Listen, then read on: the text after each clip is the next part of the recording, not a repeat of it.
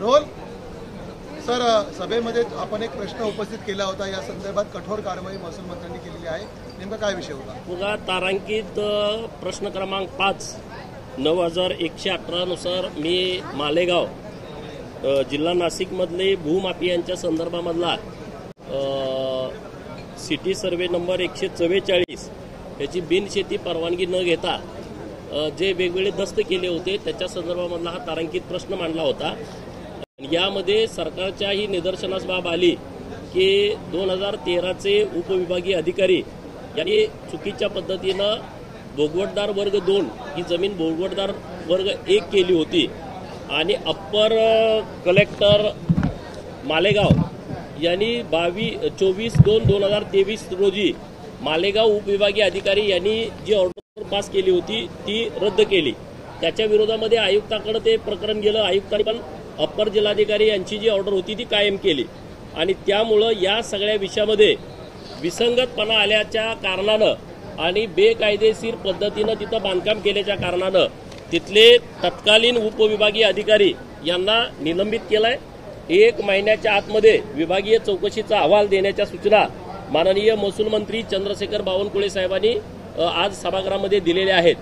त्यांच्यासोबत जे आपले मुद्रांक शुल्कचे अधिकारी आहेत त्यांची चौकशी लावलेली आहे आणि 7 दिवसाच्या आतमध्ये प्राथमिक चौकशी करून त्याचा अहवाल द्यायचा आहे। त्याच्यानंतर त्यांच्यावरती कारवाई अधिवेशन संपण्यापूर्वी आम्ही करणार आहोत अशा पद्धतीनं माननीय महसूल मंत्री महोदय यांनी त्यांची भूमिका मांडलेली आहे।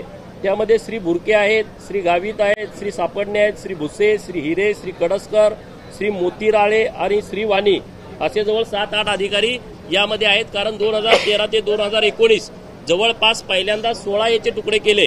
तुकडेबंदी कायदा असताना तुकडे करता येत नाहीत, परंतु या जमिनीचे 16 तुकडे केले। केलेल्या 16 तुकड्याचे परत 218 दस्त केले। अशा पद्धतीची अनियमितता आणि पदाचा गैरवापर या सगळ्या प्रकरणात झालेला आहे आणि ज्यांनी हे प्रकरण केलं म्हणजे ज्यांनी हे फसवून ही जमीन लोकांना विकली ते जाकीर व आरिफ अब्दुल लतीफ यांच्यावरती फौजदारी गुन्हे दाखल करण्याच्या आज सूचना माननीय महसूल मंत्री महोदय यांनी दिलेल्या आहेत।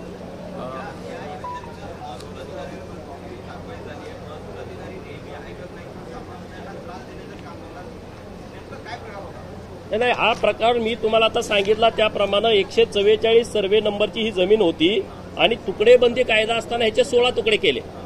16 तुकडे हे करता येत नाहीत। सरकारने उत्तरामध्ये मान्य केलं की ही गोष्ट खरी आहे आणि पुढे गेल्यानंतर MRTP ऍक्ट 364 प्रमाणे महानगरपालिका हद्दीतील बैलगोट्यांची नोंद महानगरपालिकेकडे करणं बंधनकारक आहे। 1600 बैलगोटे आहेत, परंतु एकाही बैलगोट्याला यांनी परवानगीच दिलेली नाही, म्हणजे चुकीच्या पद्धतीने अतिक्रमण झालं। ही ग्रीन झोनची जागा होती, ग्रीन झोनच्या जागेमध्ये बिनशेती कसं काय होईल, ही पण गंभीर बाब आहे ना। आणि त्यामुळं महसूल उपविभागीय अधिकाऱ्यांनी जो वर्ग 2 भोगवटदार वर्ग 2 ची जमीन आहे आणि ही वर्ग 1 केली आणि त्यामध्ये जमीन एका गावातली असेल किंवा शेजारची असेल तर त्यांना अदलाबदली करण्याचा अधिकार आहे, परंतु त्यांनी त्या शेजारच्या गावातली जमीन अदलाबदल करून दिली। जमीन लगतची तुम्ही अदलाबदल करून देऊ शकता, परंतु तशा पद्धतीनं ते झालं नाही। असं हे सगळं गंभीर प्रकरण आहे आणि त्यामुळं अप्पर जिल्हाधिकाऱ्यांनी जे उपविभागीय अधिकारी मालेगाव यांनी जे निर्देश दिले होते, ज्यांनी तो निकाल दिला होता तो रद्द केलाय, तो फेरफार रद्द केलाय, परत ते आयुक्तांकडे गेले, तिथं पण तो फेरफार रद्द झालेला आहे। त्यामुळं ही सगळी बाब सरकारच्या निदर्शनास आल्यामुळं आज त्यांच्यावरती कारवाई केली।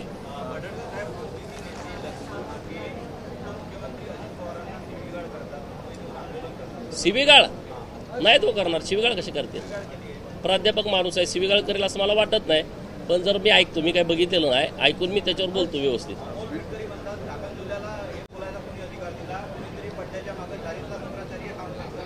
नाही, कोणी कशाला करतंय? शुक्राचार्य कोण आहे तर ते शोधायला पाहिजेत, त्यांना कोण वाटतंय ते। मला वाटत नाही कोणी अशा विषयामध्ये पडेल, तरी पण हाके सरांना मी भेटतो, त्यांच्याशी बोलतो। प्राध्यापक माणूस आहे, शिवीगाळ कसा करेल? मला वाटत नाही ते शिवीगाळ करतील। उद्धव ठाकरे हे राज ठाकरेंचा मुंबई महापालिका निवडणुकांसाठी वापर करत आहेत असा आरोप आता रामदास कदम करत आहेत। ज्या प्रकारे ठाकरे बंधू एकत्र येताना पाहिलं त्यावरती टिप्पणी केलेली आहे।